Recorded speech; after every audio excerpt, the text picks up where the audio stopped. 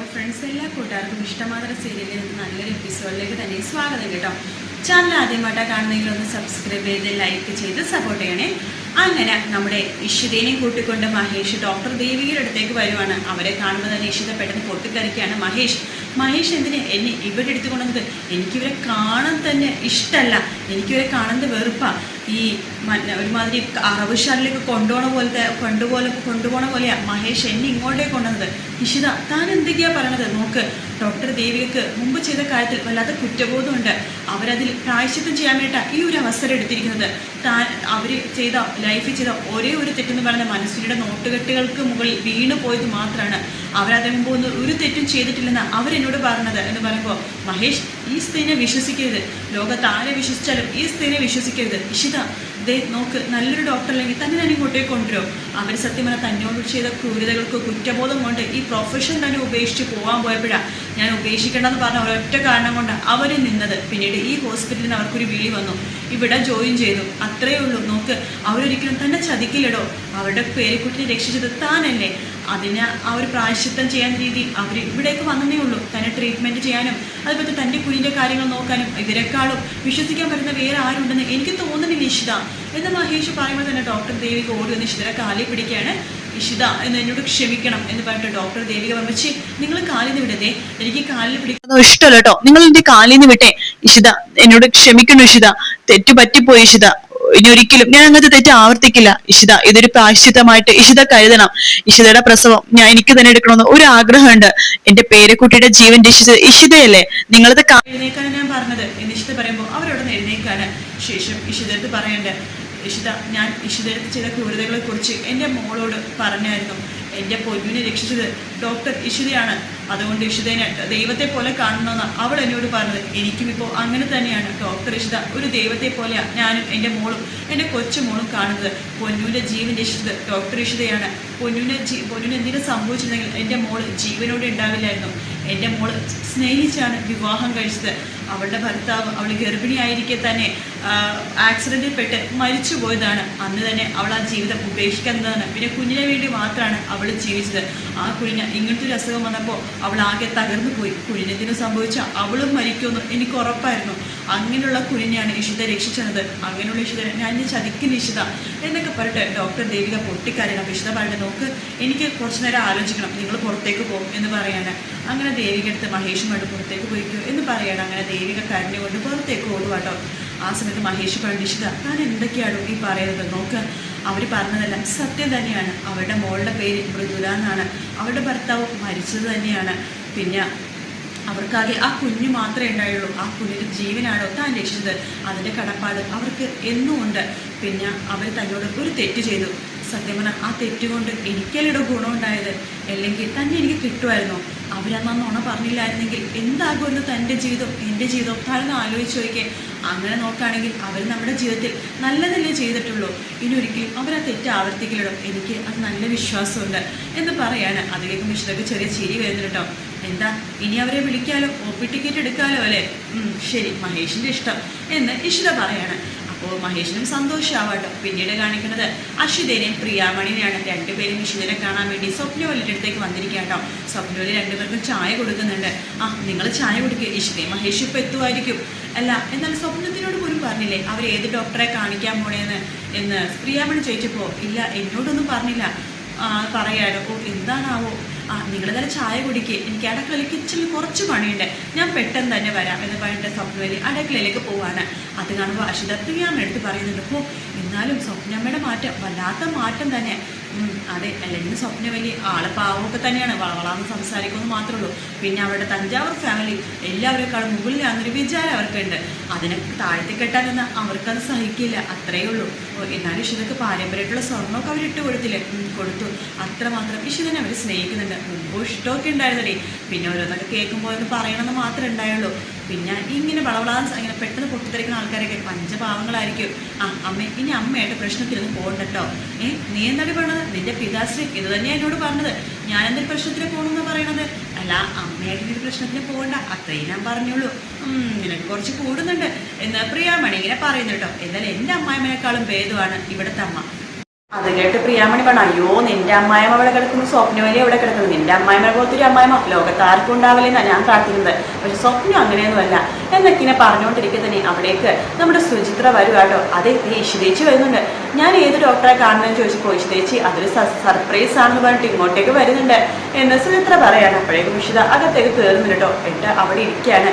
അപ്പോഴേക്കും സ്വപ്നവലിയും അവിടേക്ക് വരുന്നുണ്ട്. ഇഷിതർ ചോദിക്കുന്നുണ്ട്, മോളെ നീ ഏത് ഡോക്ടറെ കാണാൻ പോയത് എന്ന് പ്രിയാവോട് ചോദിക്കുമ്പോൾ അതൊക്കെ ഞാൻ പറയാം, പക്ഷെ പറഞ്ഞു കഴിയുമ്പോൾ ആരും എന്നെ വഴക്ക് പറയുന്നത് എന്ന് പറഞ്ഞിട്ട് ചിരിക്കുകയാണ്. അപ്പോഴേക്കും പ്രിയാവോട് പറഞ്ഞു, സത്യമായിട്ട് നിങ്ങൾ ഡോക്ടറെ കാണാൻ തന്നെ പോയതാണോ?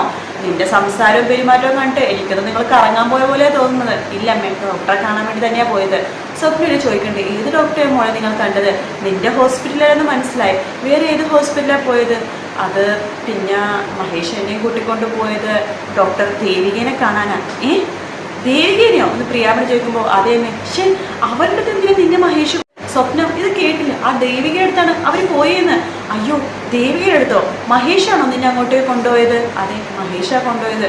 മോളെ വേറെ എന്തോരം നല്ല ഡോക്ടർമാരുണ്ട്, ആ ഡോക്ടറെ നിന്ന് കാണിച്ചാൽ പോരെന്നോ എന്ന് അശ്വത ചോദിക്കുകയാണ്. അല്ലെങ്കിൽ നിന്റെ ഹോസ്പിറ്റലിൽ കാണിച്ചാൽ പോരെ? അതിന് മഹേഷ് പറയാൻ ഒരു കാരണവും കൂടിയുണ്ട്. അതെന്താ എന്ന് ചോദിക്കുമ്പോഴേക്കും പ്രിയാമണി പറയുന്നത്, അത് വേറെ ആയൊന്നും ആയിരിക്കില്ല, അവരുടെ കൊച്ചുമകളെ രക്ഷിച്ചത് ഇഷ്യൂ ആണല്ലോ, അപ്പം അതുകൊണ്ട് അവരുടെ നിന്നെ ചതിക്കില്ലെന്ന് മഹേഷ് പറഞ്ഞു കാണുമല്ലേ?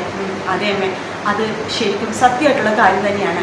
അവർ ഈ ജോലി ഉപേക്ഷിച്ച് പോകാൻ നിന്നതാണ്. മഹേഷാണ് നിൽക്കണമെന്ന് പറഞ്ഞത്, ഈ ജോലി തുടരണമെന്നും ഇനി നല്ല നല്ല പ്രസവമൊക്കെ എടുത്ത് നല്ല നല്ല ഗർഭിണികൾ നന്നായിട്ട് നോക്കി ഇതിലേക്ക് പ്രായശ്ചിത്തം ചെയ്യണമെന്ന് മഹേഷാണ് പറഞ്ഞത്. അങ്ങനെയാണ് മഹേഷ് എൻ്റെ കാര്യവും പറഞ്ഞത്.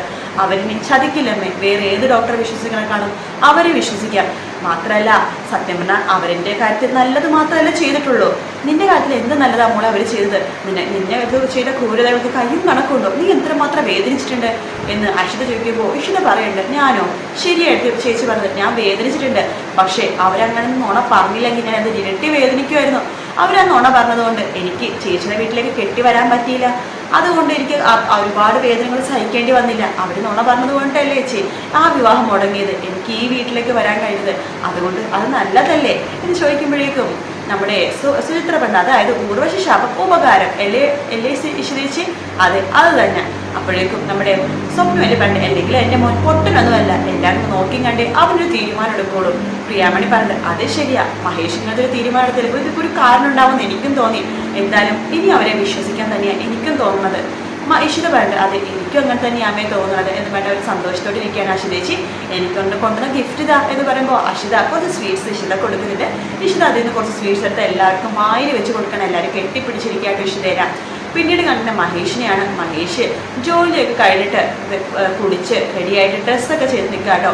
ഇഷിത അവിടേക്ക് വരുന്നുണ്ട്. ഓഹോ കുടിയൊക്കെ കഴിഞ്ഞ് ഡ്രസ്സൊക്കെ ചെയ്തു എന്താണോ ഞാൻ മഹേഷിനൊരു ഗിഫ്റ്റ് കൊണ്ടുവന്നിട്ടുണ്ട് എന്ന് പറഞ്ഞിട്ട് ആ ഗിഫ്റ്റ് കൊടുക്കുകയാണ്. മഹേഷിൻ്റെ കണ്ണ് നിറയാട്ടോ. ആദ്യമായിട്ട് എനിക്കൊരാൾ ഗിഫ്റ്റ് തരുന്നത്, സാധാരണ ഞാൻ അങ്ങോട്ട് കൊടുക്കാറേ ഉള്ളൂ, ഇങ്ങോട്ട് തരാറില്ല. മഹേഷ് അത് തുറന്നു നോക്ക് എന്ന് ഇഷ്ടം പറയുമ്പോൾ ഇതൊരു ഷർട്ടാണെന്ന് മനസ്സിലായി, ഞാൻ നാളെ ജോലിക്ക് പോകുമ്പോൾ ഈ ഷർട്ട് ഇട്ട് പോവാം. അയ്യോ അത് പറ്റില്ല മഹേഷ്, അത് ഇപ്പം തന്നെ ഇടണം, എനിക്ക് കാണണം. അയ്യോ ഇപ്പം തന്നെ ഇടണോ? ഇപ്പം തന്നെ ഇടണം മഹേഷ് പ്ലീസ്, എനിക്ക് കാണണം. ശരി താനെന്നാ അപ്പുറത്തേക്ക് പോകും, ഞാൻ ഷർട്ട് ഇടാം. അയ്യേ ഇതെന്തിരുന്നാണോ? ഓ പിന്നെ എന്തോ ആണെന്നറിയാവോ, അത് എനിക്കെന്തോ പോലെ മര്യാദയ്ക്ക് ഷർട്ട് ഊരി മഹേഷ്, അല്ലെങ്കിൽ ഞാനൊരു അയ്യോ വേണ്ട ഞാൻ ഊരിക്കോളാം എന്ന് പറയാണ്. അങ്ങനെ മഹേഷ് ഷർട്ട് ഊരിയിട്ട് ആ ഷർട്ട് എടുത്ത് ഇടുക കേട്ടോ. അപ്പോൾ ഇഷിത മഹേഷിനെ നോക്കിയിട്ട് പറയണ്ട്, മഹേഷിൻ്റെ ബോഡി ആരെയും കാണിക്കല്ലേ, വല്ല പെണ്ണുങ്ങളും ക്യൂ നിന്ന് എടുത്തുകൊണ്ട് പോകും, അമ്മാതിരിയാണ് നിൽക്കുന്നത്, താനൊന്ന് പോടോ എന്ന് പറയാണ്. അങ്ങനെ മഹേഷ് ആ ഷർട്ട് ഇടുന്നുണ്ട്. അപ്പോൾ മഹേഷ് നന്നായിട്ട് ചേരുന്നുണ്ട് കേട്ടോ. മഹേഷ് പറഞ്ഞു സൂപ്പറായിട്ടുണ്ട്, ഞാൻ ഡ്രസ്സ് എടുക്കാൻ പോകുമ്പോഴേ ഇങ്ങനത്തെ കളക്ഷനൊന്നും കാണാറില്ല. അതെ സ്വയം ഡ്രസ്സ് എടുക്കാൻ പോകുമ്പോഴേ കുറച്ച് അലസത എല്ലാവർക്കും ഉണ്ടാകും, അതുകൊണ്ടിട്ടാ. മഹേഷിന് ഇത് നന്നായിട്ട് ചേരുന്നുണ്ട് കേട്ടോ. താങ്ക് യു ഇഷിത, എനിക്കിതുവരെ ആരും ഇങ്ങനത്തെ ഒരു ഗിഫ്റ്റ് തന്നിട്ടില്ല, ഈ ഗിഫ്റ്റ് എനിക്ക് ഒരുപാട് ഇഷ്ടമായി. താൻ കുറച്ച് നേരം കൂടി എന്നെ നോക്കി നിൽക്കല്ലേ, ഞാൻ കരഞ്ഞു പോകുമെന്ന് പറയുമ്പോൾ ഇഷിത പൊട്ടിക്കരഞ്ഞിട്ട് ഐ ലവ് യു മഹേഷ് എന്ന് പറയുന്നത് മഹേഷും ഇഷിതനെ കെട്ടിപ്പിടിക്കുക കേട്ടോ. അവർ കുറച്ച് നേരം അവിടെ അങ്ങനെ കെട്ടിപ്പിടിച്ച് അങ്ങനെ തന്നെ നിൽക്കുന്ന ഭാഗത്തോടെ ആട്ടോ. വേറൊരു ഭാഗം കൂടിയുണ്ട്. അതിനിടയിൽ നമ്മുടെ മാഷിനോട് പ്രിയാമണി പറയുന്നുണ്ട് ഈ ദേവിക്ക് എന്നെ കാണാൻ പോയത്. അപ്പോൾ മാഷ് പറയുന്നുണ്ട് എനിക്ക് അവരെ കാണാൻ പോയാൽ അത്ര വലിയ താല്പര്യമൊന്നും ഇല്ല, അവരത്ര നല്ലതായിട്ട് എനിക്ക് തോന്നിയിട്ടില്ല. പ്രിയാമണി പറഞ്ഞ എല്ലാവർക്കും നല്ലതായിട്ടാണ് തോന്നുന്നത് മാഷേ, ഇത് അങ്ങനെ കുഴപ്പമുണ്ടാവില്ലെന്ന് എനിക്ക് തോന്നുന്നത്. പിന്നെ എല്ലാവരും ഇഷ്ടമുണ്ടെങ്കിൽ നടക്കട്ടെ എന്ന് മാഷ് പറയട്ടെ. മാഷിന് വലിയ താല്പര്യമൊന്നുമില്ല. അപ്പോൾ ആ ഒരു ഭാഗത്തോടെ ഇന്നത്തെ എപ്പിസോഡ് തീരുന്നത്. പിന്നീട് നാളത്തെ പ്രൊമോയിൽ കാണിക്കുന്നത് എന്തൊക്കെയോ ആലോചിച്ചുകൊണ്ടിരിക്കട്ടോ. അവിടെയൊക്കെ ആകാശ് വരുന്നുണ്ട്. രചന പറയുന്നുണ്ട് അവളുടെ കുഞ്ഞ് അവൾ പ്രസവിക്കേണ്ട ആകാശ് എന്ന് പറയുമ്പോൾ ആകാശ് പറയുന്നുണ്ട് നീയും അതുപോലെ തന്നെ നിന്റെ കൂട്ടുകാരെയൊക്കെ ആലോചിക്കുന്നത് അവളുടെ കുഞ്ഞിനെ എങ്ങനെ ഇതാക്കാമെന്നാണ്. പക്ഷെ ഞാൻ ആലോചിക്കുന്നത് അതിൻ്റെ അപ്പുറമാണ്. ഈ ആകാശിൻ്റെ കളി ഡബിളാണ് എന്നൊക്കെ പറഞ്ഞിട്ട് ആകാശ് അപ്പുറത്തേക്ക് പോവുകയാണ്. അത് കേൾക്കുമ്പോൾ രചന ഇങ്ങനെ ആലോചിക്കുകയാണ് ആകാശ് എന്തോ ഒരു ഗൂഢാലോചന ചെയ്തിട്ടുണ്ട് എന്ന് രചനക്ക് മനസ്സിലാവാട്ടോ. അതേസമയം നമ്മുടെ മഹേഷ് ആ പ്രാഞ്ചീനെ കണ്ടുമുട്ടുവാണ്. പ്രാഞ്ചീനെ അടിച്ച് തെറിപ്പിക്കണം. പ്രാഞ്ചി നിങ്ങൾ ആരാന്ന് ചോദിക്കുമ്പോഴേക്കും ഞാൻ ആരാന്ന് നിനക്ക് അറിയില്ലേടാ, അന്ന് നീ എന്തിനാടാ ആ ആക്സിഡന്റ് ഉണ്ടാക്കിയത്, ആർക്ക് വേണ്ടിയിട്ടാണ് എന്നെ കൊല്ലാൻ നോക്കിയത് എന്നൊക്കെ പ്രാഞ്ചീനയുടെ മഹേഷ് ചോദിക്കുമ്പോൾ പ്രാഞ്ചി അവസാനം സത്യങ്ങൾ പറയാണ്. രചനയ്ക്ക് വേണ്ടിയിട്ടാണ് താൻ അങ്ങനെ ചെയ്തെന്നുള്ള സത്യം പ്രാഞ്ചി നാളെ പറയുന്ന ഭാഗം കൂടി നാളത്തെ എപ്പിസോഡിലുണ്ട് കേട്ടോ. വീഡിയോ ഇഷ്ടപ്പെടുകയാണെന്നുണ്ടെങ്കിൽ ലൈക്ക് ചെയ്യാനും അതുപോലെ തന്നെ സബ്സ്ക്രൈബ് ചെയ്യാനും കമൻറ്റ് ചെയ്യാനും മറക്കല്ലേ. മറ്റൊരു വീഡിയോ ആയിട്ട് വീണ്ടും കാണാം friends. Take care. Bye bye.